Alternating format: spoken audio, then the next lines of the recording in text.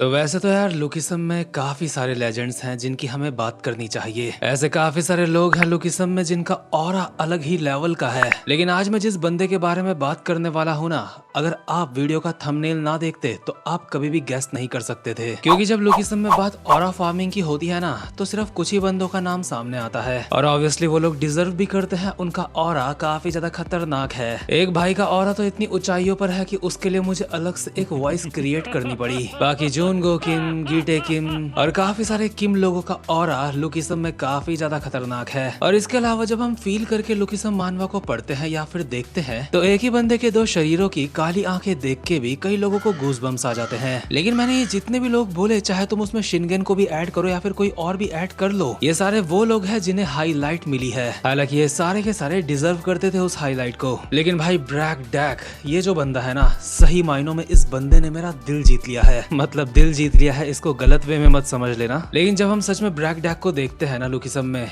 वो एक अलग ही लेवल का बंदा है। खास करके उसकी उम्र के हिसाब से तो वो बहुत ही खतरनाक लेवल का बंदा है। क्योंकि आप लुकिज्म में देखना, उसकी उम्र के आसपास के जो लोग हैं ना, अगर वो काफी ज्यादा खतरनाक है तो वो उसका शो ऑफ भी करते हैं, जिसमें कोई भी गलत बात नहीं है। वो सारे के सारे मेरे फेवरेट कैरेक्टर हैं, जैसे कि गन यामाजाकी, जूनगो किम, सारे के सारे बहुत ही बढ़िया कैरेक्टर हैं। लेकिन ब्रैक डैक इतना ज्यादा खतरनाक होने के बावजूद वो भाई बन टिक्की बेचता है एक ठेले में। मतलब बन टिक्की तो नहीं बेचता, लेकिन कोरियन डिश बेचता है कोई। बट इतना ज्यादा खतरनाक होने के बावजूद उसे ये सब कुछ करने की जरूरत नहीं है। लेकिन वो कभी भी गलत काम नहीं करता। और मेरी नजरों में सबसे खतरनाक ऑरा वो इंसान होल्ड करता है जिसके पास ताकत है, लेकिन उसके बावजूद भी वो झुकना जानता है। और यहाँ पे झुकने का मतलब हारना नहीं है, क्योंकि कभी कभी हम झुकते हैं किसी को रिस्पेक्ट देने के लिए। और ऐसे बंदे अपना ऑरा दुनिया से चाहे कितना भी हाइड कर ले, वो सामने आ ही जाता है। कहाँ ब्रैक डैक ठेले में बन टिक्की बेच रहा था, लेकिन गन यामाजाकी उसके पास आके सर झुका के उसका ऑटोग्राफ मांगता है। एक पल के लिए तो गो भी देख के हैरान हो गया होगा कि आखिर ये गन किसका ऑटोग्राफ मांग रहा है, आखिर ये है कौन ऐसा।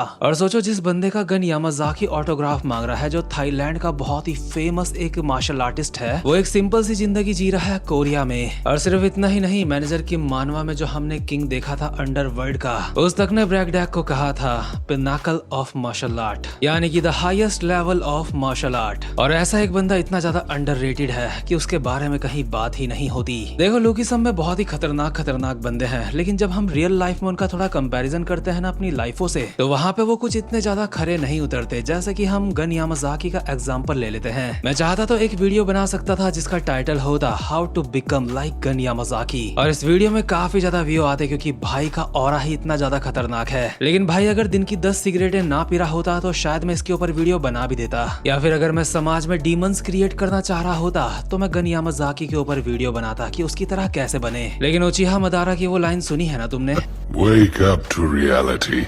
गन यामाजाकी भले ही लुकिज्म में मेरा भी सबसे फेवरेट बंदों में से एक है, लेकिन अगर रियल लाइफ में तुम उसकी तरह बनने की कोशिश करते हो तो तुम सीधा जेल जाओगे, या फिर सिगरेट पी पी के अपने फेफड़े खराब कर दोगे, या फिर गन की नकल करने के चक्कर में पावरफुल ना होने के बावजूद भी सोचोगे कि तुम पावरफुल हो और पंगे करने लग जाओगे, जिससे तुम्हारा पीस ऑफ माइंड काफी ज्यादा खराब हो जाएगा। और मेरी इन बातों से बिल्कुल मत सोचना कि मैं यहाँ पे गन की इंसल्ट कर रहा हूँ। मैं पहले ही बता चुका हूँ वो मेरा फेवरेट है। लेकिन रियल लाइफ में अगर पूरे लुकिज्म में तुम्हें किसी से कुछ सीखना है तो वो है ब्रैक डैक। रियल लाइफ में तुम्हें पता होना चाहिए कि ताकत को होल्ड करने के बावजूद भी शांत कैसे रहा जाता है, क्योंकि रियल लाइफ में सिर्फ ताकत ही सब कुछ नहीं होती। रियल लाइफ में पीस मायने रखता है। जिस वास्को का कैरेक्टर डेवलपमेंट देख के बंदे उसके फैन हो जाते हैं, ब्रैक डैक उसका मास्टर है। और वास्को ने अपनी लाइफ में इतनी ज्यादा खतरनाक ट्रेनिंग करी है कि उससे मैं भी काफी ज्यादा इंप्रेस हुआ था। लेकिन जरा सोच के देखो उसके मास्टर का क्या लेवल होगा ट्रेनिंग का। इसलिए ये बिल्कुल मत समझना कि मैं ऐसा बोल रहा हूँ कि किसी के पास पावर है तो उसे झुक के रहना चाहिए। मैं बस कह रहा हूँ उसे पता रहना चाहिए कि झुकते कैसे हैं, ताकि एक इंसान इतना हम्बल हो सके कि पावर को होल्ड कर सके। और रियल लाइफ में पावर को होल्ड वही कर सकता है जो हम्बल है, जो पावर होने के बाद हवा में नहीं उड़ता। लेकिन जो बंदा पावर होने के बाद बस हवा में उड़े जा रहा है,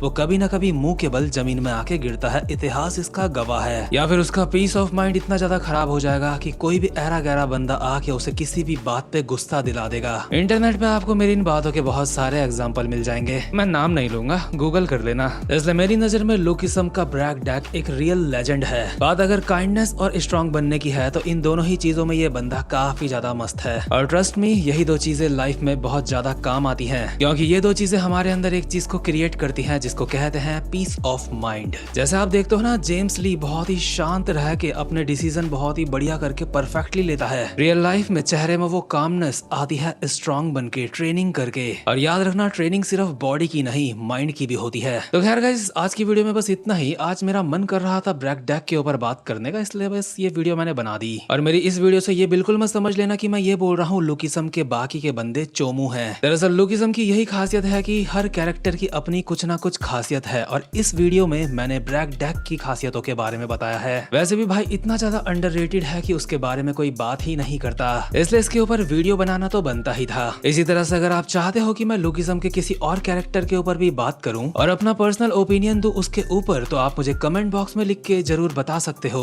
साथ में कमेंट बॉक्स में लिख के आप मुझे ये भी बता सकते हो कि आपको आज की वीडियो कैसी लगी, और इस वीडियो के ऊपर पड़ने वाले लाइक से भी मैं आपकी फीलिंग्स समझ जाऊंगा। ओके गाइस, अब मैं मिलता हूँ आपसे अपनी नेक्स्ट वीडियो में। तब तक के लिए गुड बाय।